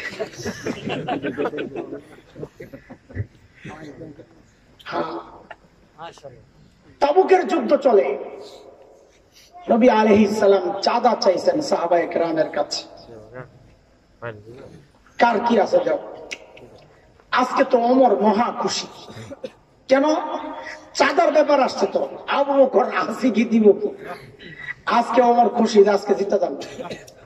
ওমরের ঘরেও যে খুব বেশি কিছু আছে ব্যাপারটা এমন না, কিন্তু আবু বকরের চেয়ে বেশি। ওমরও তো গরিব হয়ে গেছে, দুপুর বেলা একদম ভর দুপুর, আমরা তো বলি কাঠ ফাটা, সেই দুপুরে কাঠটা গেল পুকুরে না, আরবের দুপুরে কাক আর পুকুরে যাওয়া লাগবে না, সিদ্ধ হয়ে যাবে। আরবের দুপুর এত তাপ, সেই দুপুরে হযরত আবু বকর মসজিদে নববীর আঙ্গিনায় হাঁটতেছেন, এই মাথায় যায় একবার, ওই মাথায় যায় একবার, উদ্ভ্রান্ত। হযরত ওমর আসছেন, আয়েশা দেখেন আরে আবু বকর এই রুটির মধ্যে হাঁটতেছে কেন, কিরে দোস্ত এইভাবে হাঁটেন কেন আপনি?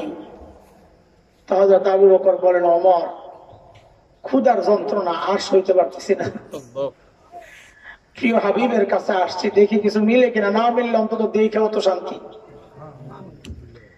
হযরত ওমর বলেন, আবু বকর আমিও তো একই উদ্দেশ্যে আসছি, খানা নাই, ক্ষুধায় আর সহ্য হয় না, আসছি ওই নিয়তে, খানা না পাইলে নবীর চেহারা দেখলেও তো শান্তি।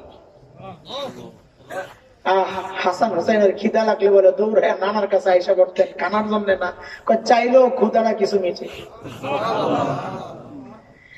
আবু বকর ওমর এই কথা বলতেছেন, নবীও বাইর হইছেন, তুই বন্ধু এই কথা বলতেছে, বাইর হইছেন, বাইর হয়ে বলতেছেন, আমার কাছে আসছো খানার জন্য, আজকে কয়দিন তো আমার পেটেও কোনো দানা পানি পড়ে নাই, সবই তো গরিব। তারপরেও আবু বকরের ঘরে কিচ্ছু নাই, ওমরের ঘরে কিছু আছে, তো ওমর খুশি যে আজকে জিতে যাবো। খালি তো প্রতিযোগিতা, কারে কে হারাইতে পারে, ওমর পারতো না আবু বকরের সাথে। নবী আলাইহিস সালাম বলে, আজকে কে জানাজা পড়ছো শুনি? আবু বকর দাঁড়াইছে। আজকে বিধবা অসহায়দের খবর কে নিছে শুনি? তাও আবু বকর দাঁড়াইছে। আজকে রোগীর কাছে কে গেছিল শুনি? তাও আবু বকর দাঁড়াইছে। প্রত্যেকটা যে কাম করে জান্নাতি, মানে জান্নাতি বান্দা পাইছে কারে? আবু বকর। যেটা কয় জান্নাতি কে আছো? আবু বকর। ইয়া রাসূলুল্লাহ আমি আছি। আবু বকর ওই মানুষ। ওমর বাড়িতে গেছেন, যা ঘরে সামান যা ছিল সব নামাইয়া দুই ভাগ করছেন, এক ভাগ ঘরে রাখছেন আর এক ভাগ গাঁটটি করে নবীর দরবারে নিয়ে আসছেন। ইয়া রাসূলুল্লাহ আমার পক্ষের চাঁদা। আল্লাহর হাবিব জিজ্ঞেস করছেন, ওমর কি নিয়ে আসছেন? বলেন তো আমার সাথে, ওমর কি নিয়ে আসছেন? মনে রেখেন এটা। হযরত ওমর বলেন, ইয়া রাসূলুল্লাহ, ঘরে যা ছিল অর্ধেক নিয়ে আসছি, অর্ধেক রেখে আসছি। কি আনছে? অর্ধেক।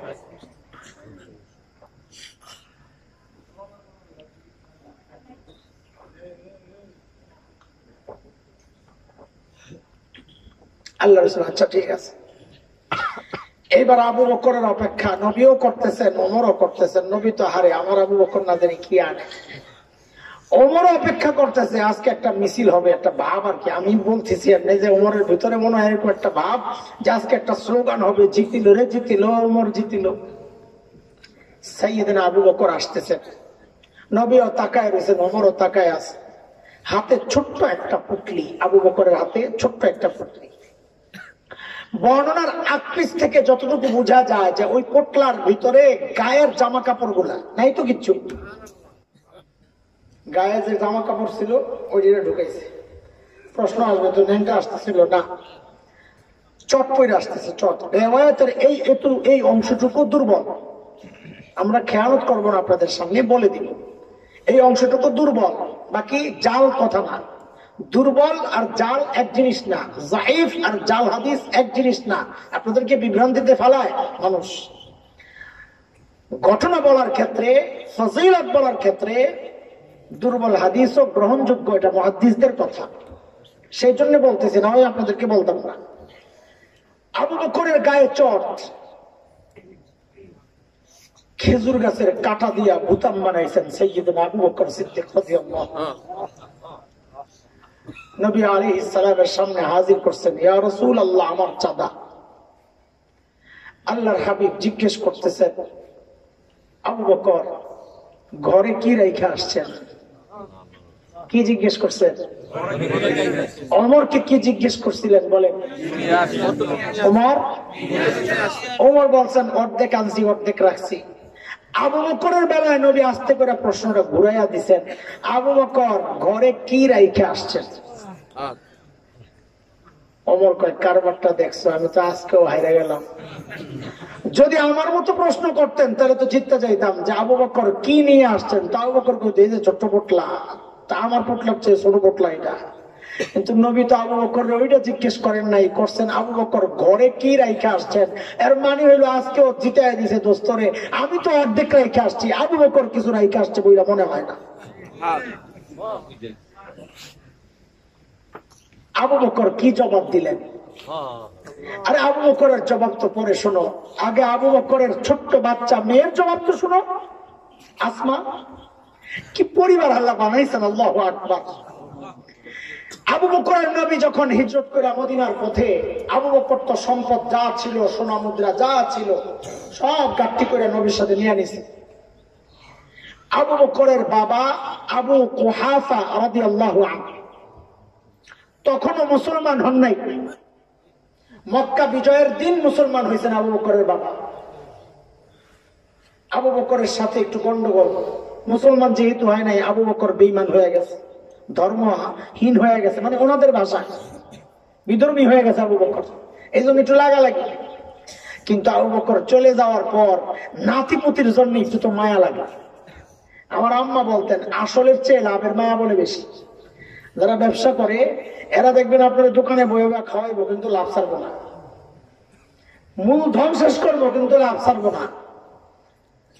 এটা হলো বলে আসলের চেয়ে লাভের মায়া বেশি। তো যারা দাদা আর নানা এরা বলতে পারবো নিজের ছেলে আর মেয়ের চেয়ে নাতিপুতির মায়া বেশি। আবু কুহাফার দিলের মধ্যে নাতিপুতির মায়া।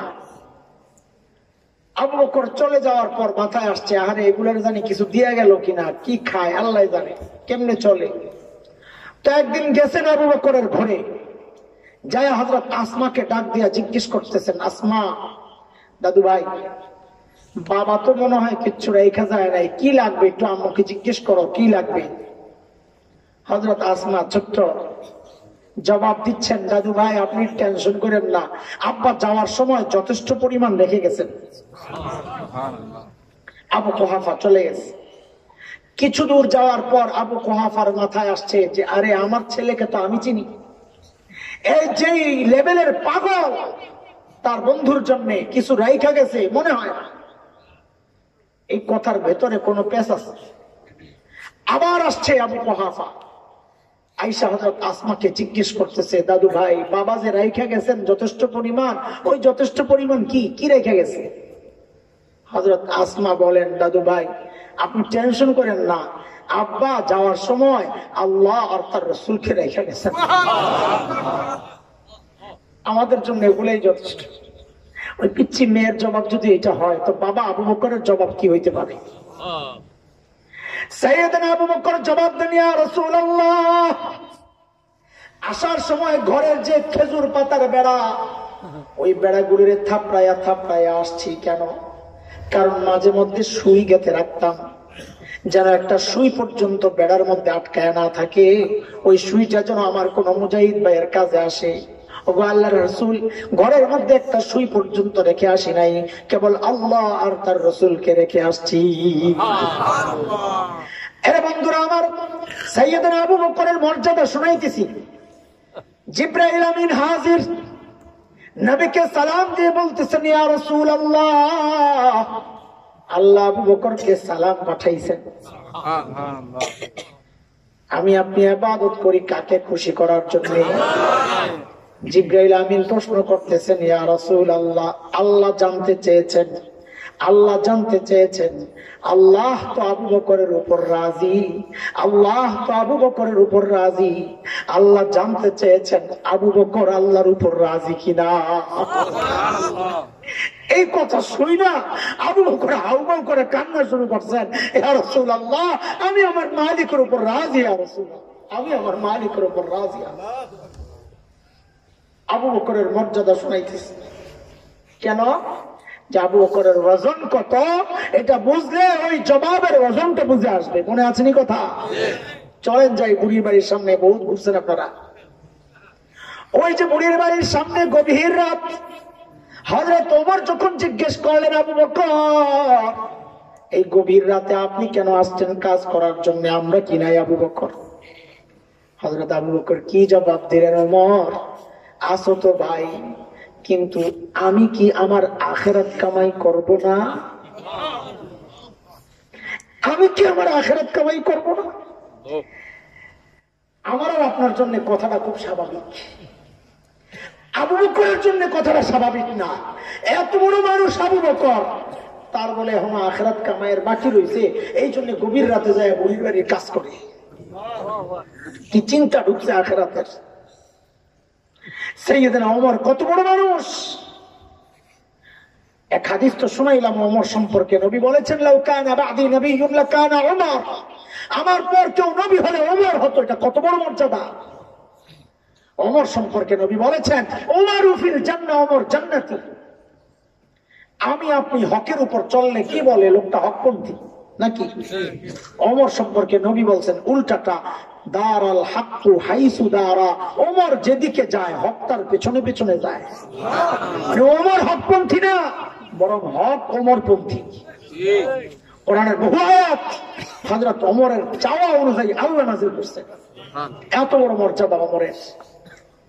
আল্লাহর হাবিব জান্নাত থেকে ঘুরে এসে দুনিয়ায় এসে বলেছেন, আরে জান্নাতে আমি আমার উম্মত ওমরের বাড়িটা দেখছি, কি যে সুন্দর বাড়ি, আমার মন চাইছিল একটু বাড়ির ভেতরে ঢুকি, না জানি ভেতরটা কত সুন্দর, কিন্তু আমি ঢুকি নাই।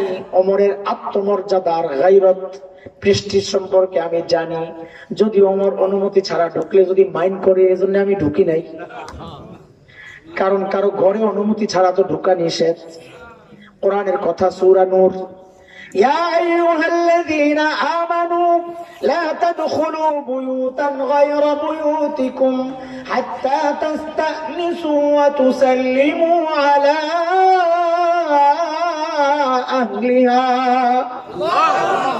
কারো ঘরে তো অনুমতি ছাড়া ঢোকা নিষেধ, এই জন্য আমি ওমরের ঘরে ঢুকি নাই।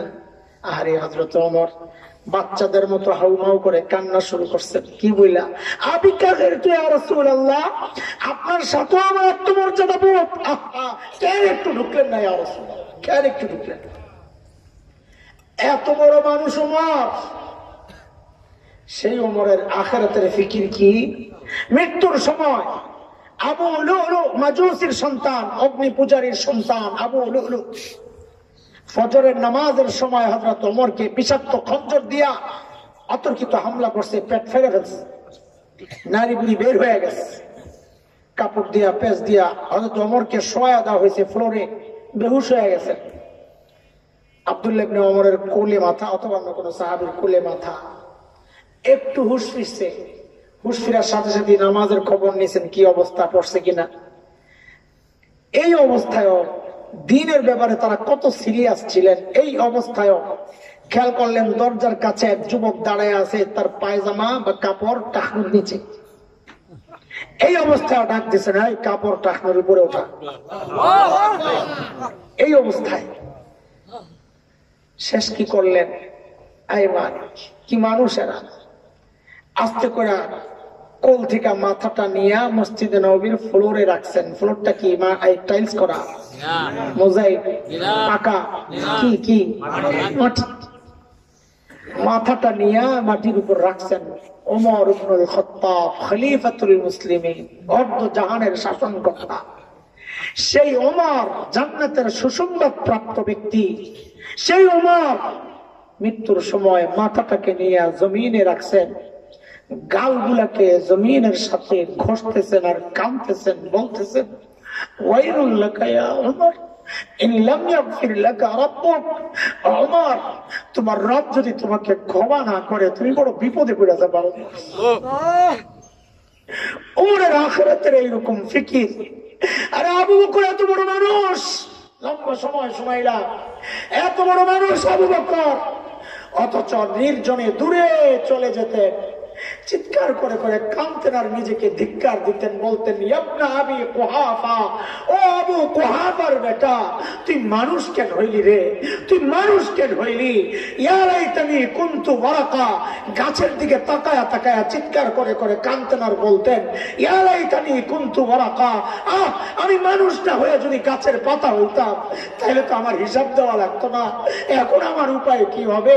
আরে দোস্ত, আবু বকর তো জান্নাতের গ্যারান্টি পাইছেন, ওমর তো জান্নাতের গ্যারান্টি পাইছেন, আমার আর তোমার কে এমন গ্যারান্টি দিল যে আমাদের মৃত্যু যন্ত্রণা হবে না? কে গ্যারান্টি দিছে যে আমার কবরের আযাব হবে না? কে গ্যারান্টি দিছে বলো যে আমার জাহান্নামের আযাব হবে না? কে গ্যারান্টি দিছে বলো? ওমর তো গ্যারান্টি পাইছেন ওমর ফিল জান্নাহ, এরপরেও কাঁদতেছেন। আবু বকর তো গ্যারান্টি পাইছেন আবু বকর ফিল জান্নাহ, তারপরেও কাঁদতেছেন। আমার চেহারার দিকে তাকাইলে দেখলে তো মনে হয় না কোনো মানুষ আখিরাত মুখী, দেখলে মনে হয় না এই মানুষটা মারা যাবে। চুল পাইকা সাদা হয়ে গেছে, এখনো গুনাহ ছাড়তে পারে নাই, দাড়ি পাইকা সাদা হয়ে গেছে, এখনো গুনাহ ছাড়তে পারে নাই, অথচ মালিক ডাকতেছেন আলাম ইয়ামিনিল্লাযীনা আমানু আন তাখশা কুলুবুহুম লিযিকরিল্লাহ। আল্লাহর ভয়ে গুনাহ ছেড়ে দেওয়া, আল্লাহর ভয়ে দিলটা কেঁপে ওঠার সময় কি হয় নাই? এই সাদা দাড়িওয়ালা বাবা সময়কে পায় না। আর কত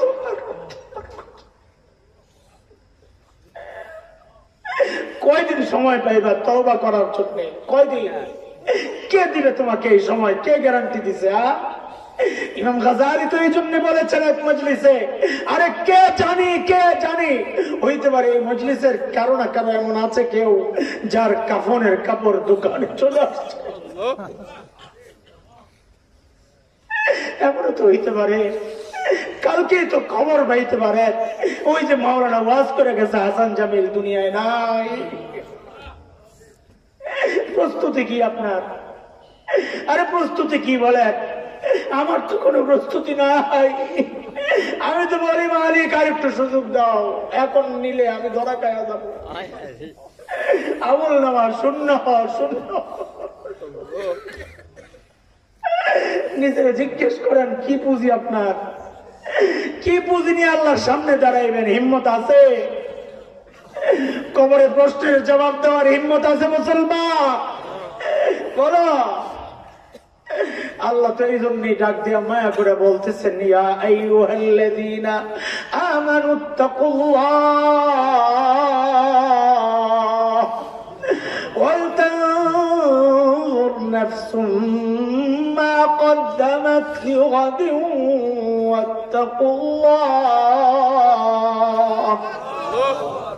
প্রত্যেকের চিন্তা করা উচিত, আমার আখিরাতের জন্য আমি কি কামাই করতেছি। দাঁড়াইতে তো হবে, কোনো সন্দেহ নাই।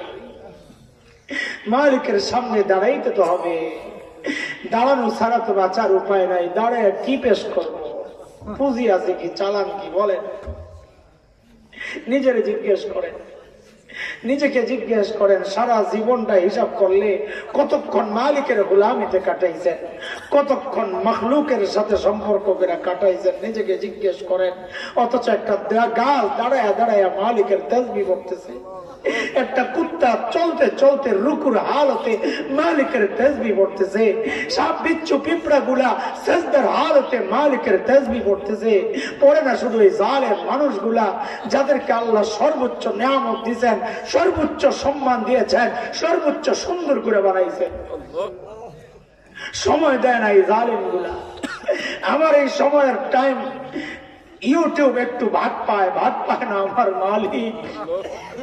আমার সময়ের একটু ভাগ আমার বন্ধু পায়, পায় না আমার মালিক। আমার সময়ের একটু ভাগ খেলোয়াড়রা পায়, পায় না আমার খালিক। আমার সময়ের একটু ভাগ আমার সন্তান পায়, পায় না আমার খালিক। আমার মালিক পায় না। দুনিয়ার সবাই টাইম পায়, অথচ ওই টাইম মালিকের দেওয়া টাইম, এই হায়াত মালিকের দেওয়া হায়াত, এই মাল মালিকের দেওয়া মাল। সবাই ভাগ পায়, ভাগ পায় না যিনি দিয়েছেন সেই মালিক পায় না। তারপরেও মালিক বলেন, সারাদিন গুনাহ করছস, কিচ্ছু বলি নাই। সকাল থেকে ডাকতেছি আসার জন্য, আসস নাই। ফজরে একবার ডেকেছি, আসস নাই। জোহরে ডাকছি, আসস নাই। আসর, মাগরিব, এশায় ডাকছি, আসস নাই। আমি কিচ্ছু বলি নাই। ঘুমাইছস সারা রাত, কিচ্ছু বলি নাই। আর কত ঘুমাইবি? শেষ রাতে মালিক দুনিয়ার আকাশে নাইমা আসেন, আইসা ডাকতে থাকেন। সারাদিন গুনাহ করছস, সারা রাত ঘুমাইছস, আর কত আমার থেকে দূরে থাকবি? আমি তোর কাছে চলে আসছি। আলামিন মুস্তাগফির ফাগফির আলা, আয় আয় আয় আয় আয় আয়, মাফ চা, মাফ চা, আমি আসছি তোরে মাফ করার জন্য। মালিক যখন আইসা ডাইকা ডাইকা বলেন, আমি আসছি তোরে মাফ করার জন্য, আয় মাফ চা। আমি আসছি তোরে রিজিক দেওয়ার জন্য, আয় রিজিক চা। আমি আসছি তোকে বিপদ থেকে বাঁচানোর জন্য, আয় তুই আমার কাছে চা। ওই টাইমে মালিককে বৃদ্ধাঙ্গুলি দেখাই, সারা রাত সজাগ থাইকা যেই মালিক ডাকা শুরু করে তাহাজ্জুদের ওয়াক্তে, মালিককে বৃদ্ধাঙ্গুলি দেখাইয়া ওই টাইমে আমি যাই ঘুমানোর জন্য। পোড়া কপাল, আযাব আসবে না কেন? আরে হতভাগা, গজব আসবে না কেন? তাও তো আল্লাহ দিচ্ছেন না কেন? জানো কেন দেয় না? কারণ আল্লাহ বলেছেন এটা, ওয়ামা কানাল্লাহু লিয়ুআযিবাহুম ওয়া আনতা ফীহিম ওয়ামা কানাল্লাহু মুআযিবাহুম ওয়া হুম ইস্তাগফিরুন। নবী, যতদিন আপনি থাকবেন আমি আযাব দিব না, যতদিন ইস্তিগফারের আমল চলবে আমি আযাব দিব না। নবী নাই, কিন্তু বহু আল্লাহর বান্দা নবীর সুন্নতকে জিন্দা রাখছেন। বহু আল্লাহর বান্দা শেষ রাতে ইস্তিগফার পড়ে পড়ে জমিন ভিজাইতেছেন। তাদের ওসিলায় আমরা অপরাধীরা বাইচা যাইতেছি। শেষ রাতে মাদ্রাসার ছাত্ররা তিলাওয়াত করতেছেন, তাদের তিলাওয়াতের বরকতে আমার মতো গুনাহগাররা বাইচা যাইতেছে। আরে ভাই, আল্লাহর রাস্তে আখিরাতের জন্য প্রস্তুত হই ইনশাআল্লাহ।